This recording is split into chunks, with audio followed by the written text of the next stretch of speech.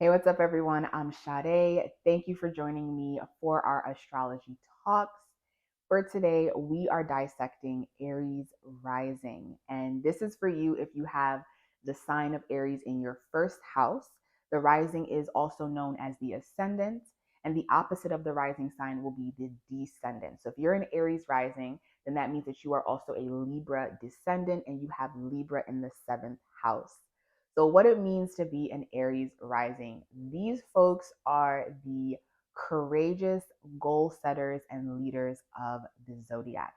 And whatever you have in your first house, if you have not seen my breakdown on the difference between your sun, moon, and rising, go ahead and check that out. But whatever you have in that first house is going to be how you initiate your energy and also how you are seen, because your first house is all about being seen. The sun loves to be in the first house. It feels very comfortable in the fifth house because it's the ruler of Leo, but the sun is exalted in the first house, especially if it is in the sign of Aries. And it's all about how you are seen. Your sun energy is giving you heat, life, and vitality. And when you have Aries in that first house, it is all about being seen as a leader, being seen as a go getter, and really being confident and courageous with how you present and project yourself to the world. Now, just because you have Aries in the first house, your sun sign can be in Cancer and you can have Aries in the first house. And you may portray yourself as this confident leader, but then there's other aspects and qualities to you that people see in private. I like to say the first house is really just how, if people are walking down the street and they see your house, a physical house, it's the decorations on the outside. So you might have these Aries types of qualities on the decoration of the external parts of your house, which are going to be being very playful. Aries rising folks are very playful and very, what's the word I'm looking for? They are competitive, but they're not competitive in the sense of they're ready to harm another person in order to get to their end goal. No, they're competitive in the sense of if they see someone doing something that they want to do, or they see someone doing something that sparks that inspiration in them, they want to dominate. And they don't want to dominate that person, but they want to put all of their time and their energy into the way that they're going to go about this project and dominate this project and really end up number one, but in a playful way. I can honestly say Aries energy is very playful, is very fiery. Okay, these are people that know what they want, and there's no term of no as an answer. Because if you think about the first sign, it's the first sign. There's no other signs next to it yet. So all Aries energy really knows is self.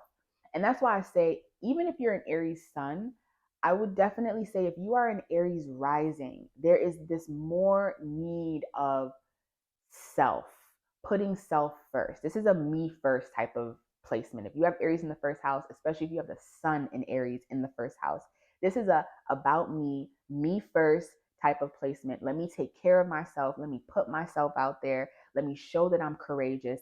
Even if I might not know what I'm doing, I like to portray myself from that energy. And then from there, you're going to attract the descendant. You're going to attract more partnerships, more people that want to work with you. That's how the ascendant and the descendant work together. They're always working together to balance each other out.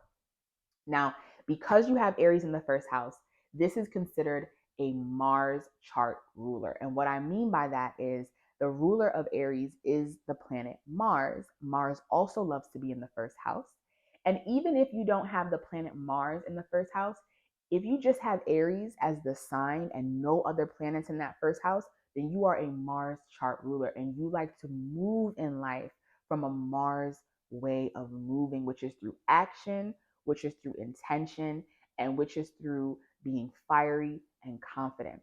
Now, Aries rising folks have a lot of energy and a lot of personal power and also a lot of sexual energy. And because this energy is raw, the sexual energy can feel very in your face, out there.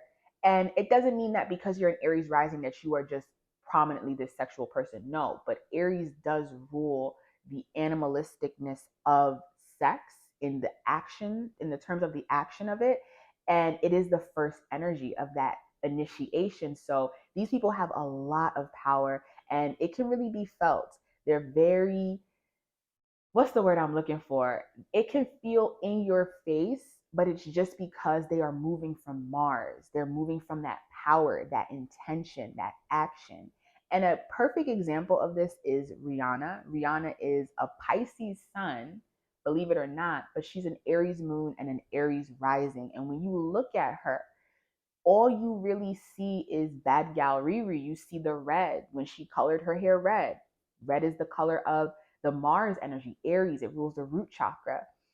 The fieriness, the unapologetic. One of her albums was called Unapologetic, right? Being extremely myself, being bold, being raunchy, being sexual, being free.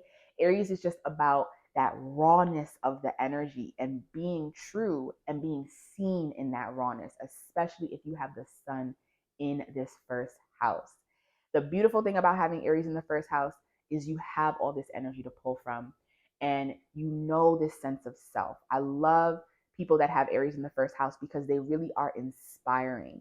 Because they have this raw energy, it's showing to other people that it's okay to put yourself first. It's okay to be independent. It's okay to show this freedom and this raunchiness. And it really inspires other people to be in the truth of who they are. These are leaders and people who may not like to be seen as a leader or may not even know that they're being seen as a leader, but because they are moving from this power and this rawness, that they just naturally lead others and inspire others through this action. Now, something to work on with having Aries in the first house. Aries in the first house rules the head. Aries rules the head in general. And these are fiery, hot headed people. So, taking some time, and depending on your moon, if you're a person that has if you're a person that has water, sun, water, moon, and a fire rising, you could still be a pretty fiery person because that water is also the rawness of your emotions. And if you have Aries in this first house, it's the rawness of expressing those emotions. So, Aries in the first house people really have to work on calming down that fire and not denying that fire, but using that fire in more productive ways and less harmful ways and really just learning how to harness their energy a lot better. Aries is boundless fire. So, learning how to harness this in the first house can really help them to use their first house energy in more productive and beneficial ways for themselves or for yourself if you are an Aries rising watching this. Thank y'all so much. That's all I have for right now for Aries rising. Feel free to let me know how this relates to you, how this resonates, and even how it doesn't resonate.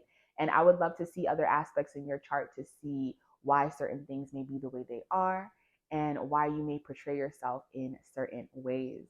All right, y'all, I'll see you for our next video.